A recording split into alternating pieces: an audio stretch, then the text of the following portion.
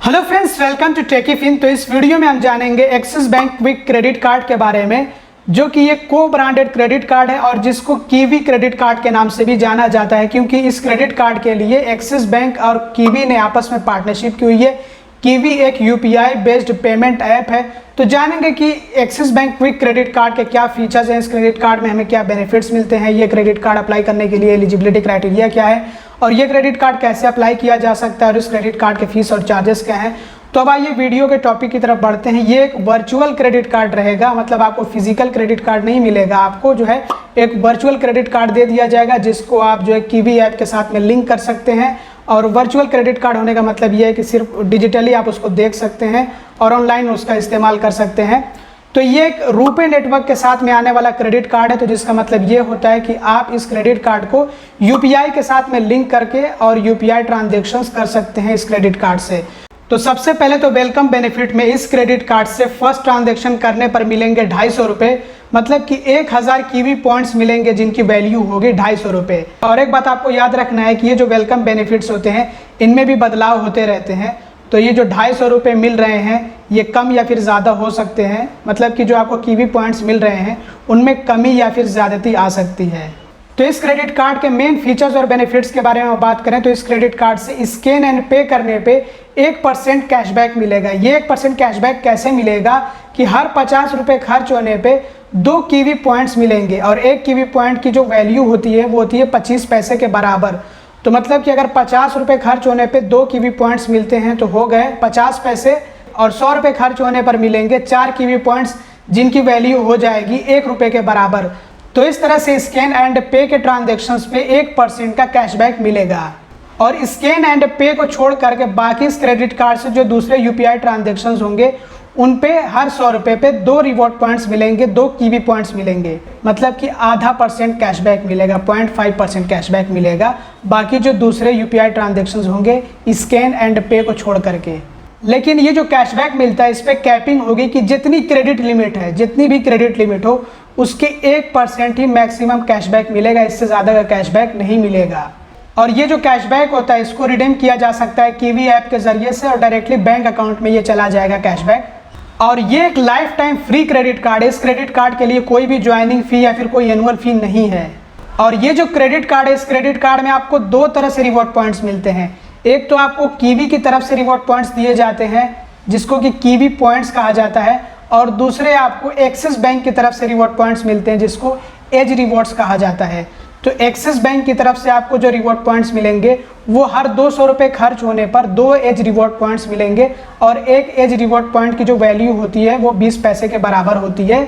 लेकिन कुछ ऐसे ट्रांजेक्शन्स होंगे जिन पे आपको कोई भी कैशबैक नहीं मिलेगा, जैसे कि जो यूपीआई ट्रांजैक्शन होगा क्रेडिट कार्ड से अगर वो 2000 से नीचे का होगा तो उस पर आपको एज रिवॉर्ड पॉइंट्स नहीं मिलेंगे जो एक्सिस बैंक की तरफ से मिलते हैं। इसके अलावा और भी कुछ ऐसे ट्रांजैक्शंस होते हैं जिन पे आपको कोई भी एज रिवॉर्ड पॉइंट्स नहीं मिलेंगे, जैसे कि ईएमआई ट्रांजैक्शन हो गया, वॉलेट लोड का ट्रांजैक्शन हो गया, फ्यूल ट्रांजैक्शन हो गया, कैश विड्रॉल हो गया। तो इस तरह से आप यहाँ पर देख लीजिए कि कौन कौन से ट्रांजैक्शंस पे आपको कोई भी रिवॉर्ड पॉइंट्स नहीं मिलेंगे। और per day UPI transaction limit अभी के टाइम में 1 लाख रुपए तक है, तो 1 लाख रुपए तक पर डे यूपीआई ट्रांजैक्शन किया जा सकता है। लेकिन ये बात भी आपको याद रखना है कि उतनी क्रेडिट लिमिट भी होनी चाहिए है। और अब बात कर लेते हैं एलिजिबिलिटी क्राइटेरिया के बारे में कि इस क्रेडिट कार्ड को अप्लाई करने के लिए एलिजिबिलिटी क्राइटेरिया क्या है। तो इस क्रेडिट कार्ड को अप्लाई करने के लिए उम्र कम से कम 18 साल होनी चाहिए और ज़्यादा से ज़्यादा 70 साल होनी चाहिए है, और इंडियन रेजिडेंट होना भी ज़रूरी है। और जिन लोगों के पास पहले से क्रेडिट कार्ड हो किसी बैंक का, एक्सिस बैंक का छोड़ करके अगर किसी दूसरे बैंक का क्रेडिट कार्ड हो तो उनको ये क्रेडिट कार्ड मिलने में आसानी होगी, और उन्हीं लोगों को खास करके ये क्रेडिट कार्ड मिल रहा है। या फिर जिनका सिविल स्कोर स्ट्रांग हो, जैसे कि 750 मिनिमम या फिर 750 से ऊपर जिनका सिविल स्कोर हो, उनको ये क्रेडिट कार्ड मिल पा रहा है। और अगर डॉक्यूमेंट्स के बारे में बात करें तो ये क्रेडिट कार्ड डिजिटली अप्लाई होता है, मतलब ऑनलाइन अप्लाई होता है। तो इसलिए आपके पास आधार कार्ड और पैन कार्ड होना चाहिए सबसे पहले तो, और आपका मोबाइल नंबर आपके आधार कार्ड के साथ में लिंक्ड होना चाहिए है। तो केवाईसी डॉक्यूमेंट्स में आपका आधार कार्ड और पैन कार्ड होना ज़रूरी है। और इन केस अगर आपसे इनकम प्रूफ डॉक्यूमेंट मांगा जाए तो वो आपके एम्प्लॉयमेंट के हिसाब से आपसे लिया जा सकता है, जैसे कि सैलरी स्लिप या फिर ITR। और ज़्यादातर केसेस में तो ये क्रेडिट कार्ड बिना किसी इनकम प्रूफ के ही मिल रहा है, क्योंकि ये क्रेडिट कार्ड उन्हीं लोगों को मिल रहा है जिनके पास पहले से ही क्रेडिट कार्ड मौजूद है।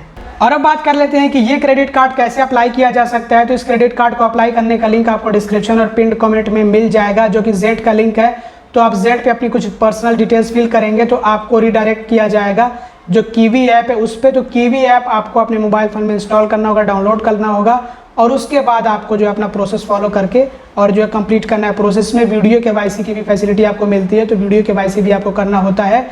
और बाकी जल्दी इसका प्रोसेस वीडियो आ जाएगा हमारे यूट्यूब चैनल पे कि कैसे इस क्रेडिट कार्ड को ऑनलाइन अप्लाई किया जा सकता है, इसका क्या प्रोसेस होता है। तो वो प्रोसेस भी आप लोगों को एक्सप्लेन किया जाएगा, तो थोड़ा सा आप लोग वेट करिए उस वीडियो के लिए।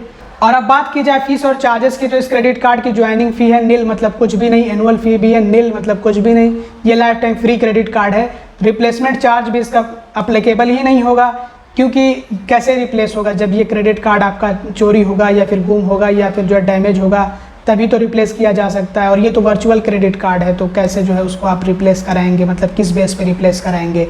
एक्सपायर होगा तो आपको दोबारा से नया कार्ड इशू कर दिया जाएगा, तो इसमें रिप्लेसमेंट का कोई चांस भी नहीं आ पाएगा। कैश पेमेंट फ़ी है 100 रुपये, मतलब कि अगर आप इस क्रेडिट कार्ड के बिल का पेमेंट कैश मोड से करते हैं, कैश ले जा करके ब्रांच से करते हैं, तो उसके लिए 100 रुपये की फ़ी ली जाएगी। तो बेहतर है कि आप क्रेडिट कार्ड के बिल का पेमेंट ऑनलाइन खुद से कर लें, जिस पे आपसे कोई भी फ़ी या फिर चार्ज नहीं लिया जाता है, बिल्कुल फ्री है।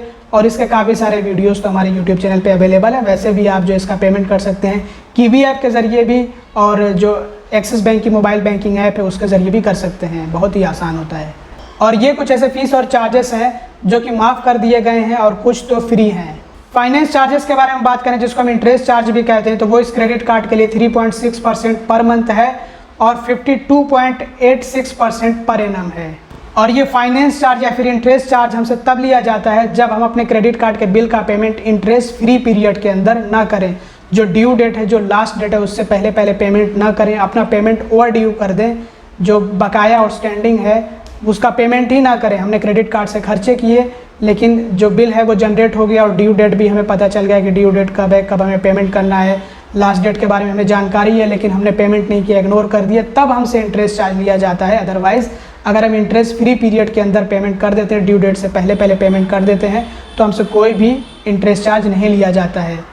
और कैश विड्रॉल तो इस क्रेडिट कार्ड से होगा नहीं, क्योंकि ये एक वर्चुअल क्रेडिट कार्ड होगा। तो कहाँ से आप जो इस क्रेडिट कार्ड को एटीएम मशीन में डाल पाएंगे और इससे कैश निकाल पाएंगे एटीएम से, तो ये तो होने से रहा।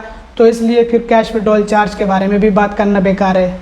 और जो इंटरेस्ट चार्ज होता है, जो मैंने अभी आपको इंटरेस्ट चार्ज बताया है, वो कैश विड्रॉल पर भी लगता है। और कैश विड्रॉल करने पे कैश विड्रॉल चार्ज भी लगता है और इंटरेस्ट चार्ज दोनों ही लगता है। ओवर ड्यू पेनल्टी, जिसको हम लेट पेमेंट फीस या फिर लेट पेमेंट चार्जेस भी कहते हैं, तो ये हमसे तब लिया जाता है चार्ज या फिर फ़ी जब हम अपने क्रेडिट कार्ड के बिल का पेमेंट लेट कर देते हैं, इंटरेस्ट फ्री पीरियड के अंदर नहीं करते हैं, लास्ट डेट जो ड्यू डेट है उससे पहले पेमेंट नहीं करते हैं, तब हमसे ये ओवर ड्यू पेनल्टी या फिर जो है लेट पेमेंट फ़ीस ली जाती है, जो कि इस क्रेडिट कार्ड के लिए 500 रुपये से लेकर के 1200 रुपये तक होगी। डिपेंड करेगा आउटस्टैंडिंग अमाउंट पे, ओवर ड्यू अमाउंट पे, जिसका हमने पेमेंट किया नहीं है, बकाया लगा रखा है हमने, तो उस हिसाब से जितना वो अमाउंट रहेगा उतना चार्ज लिया जाएगा। आप अपनी स्क्रीन पर देख लीजिए कि कितने स्टेटमेंट बैलेंस पे, कितने आउटस्टैंडिंग अमाउंट पे कितना हमसे लेट पेमेंट फ़ी या फिर लेट पेमेंट चार्ज लिया जाएगा। ओवर लिमिट पेनल्टी, जिसको हम ओवर लिमिट चार्ज भी कहते हैं, कि अगर हम अपने क्रेडिट कार्ड से लिमिट से ज़्यादा स्पेंड कर दें, लिमिट से ज़्यादा ही खर्चे कर दें, तो ऐसे में हमसे ओवर लिमिट पेनल्टी या फिर ओवर लिमिट चार्ज लिया जाता है, जो कि इस क्रेडिट कार्ड के लिए 2.5% of the over limit amount, जितना हमने जो ओवर लिमिट में स्पेंड किया हो, खर्च किया हो, उसी पे 2.5% हमसे ये चार्ज लिया जाएगा। कम से कम चार्ज होगा 500 रुपये।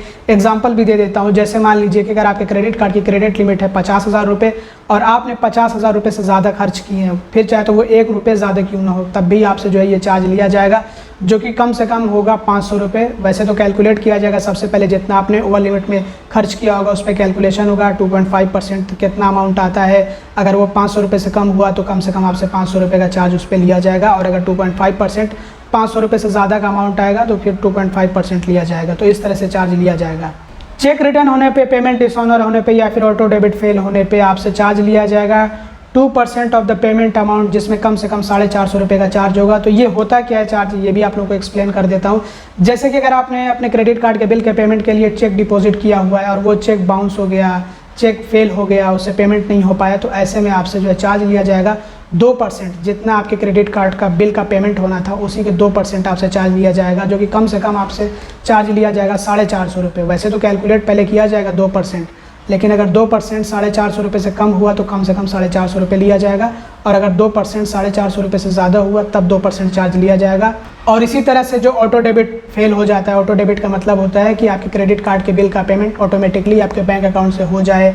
इस तरह से जो आपको बैंक फैसिलिटी देता है, जिसको हम ऑटो डेबिट फैसिलिटी भी कहते हैं या फिर ऑटो पेमेंट फैसिलिटी भी कहते हैं, जो हम खुद से इनेबल कर सकते हैं। तो इसका फ़ायदा यही होता है कि हमारे ऊपर से एक बर्डन हट जाता है, हमें जो है डेट याद रखने की ज़रूरत नहीं होती है। जैसे ही जो है क्रेडिट कार्ड के बिल का पेमेंट जो है होना रहता है, जो ड्यू डेट उसका नज़दीक आता है, तो ड्यू डेट से पहले ही पहले क्रेडिट कार्ड के बिल का पेमेंट अपने आप ही ऑटोमेटिकली बैंक खाते से हो जाता है। लेकिन अगर यही पेमेंट ऑटोमेटिकली पेमेंट जो है वो फेल हो जाता है, ये ऑटो पेमेंट हमने लगा रखा है, इनेबल कर रखा है, ये फेल हो गया, तो ऐसे में हमसे ये 2% का चार्ज लिया जाएगा। और ये फेल किस वजह से हुआ हो, जैसे कि हमारे अकाउंट में उतना बैलेंस ही ना हो कि हमारे क्रेडिट कार्ड के बिल का पेमेंट अपने आप हो सके हमारे बैंक अकाउंट से, तो ऑटो डेबिट रिवर्स हो जाता है, फेल हो जाता है, तो ऐसे में हमसे ये चार्ज लिया जाएगा जो कि 2% होगा, और कम से कम ये चार्ज होगा 450 रुपये। Foreign currency transaction fee 3.5% of the transaction value है।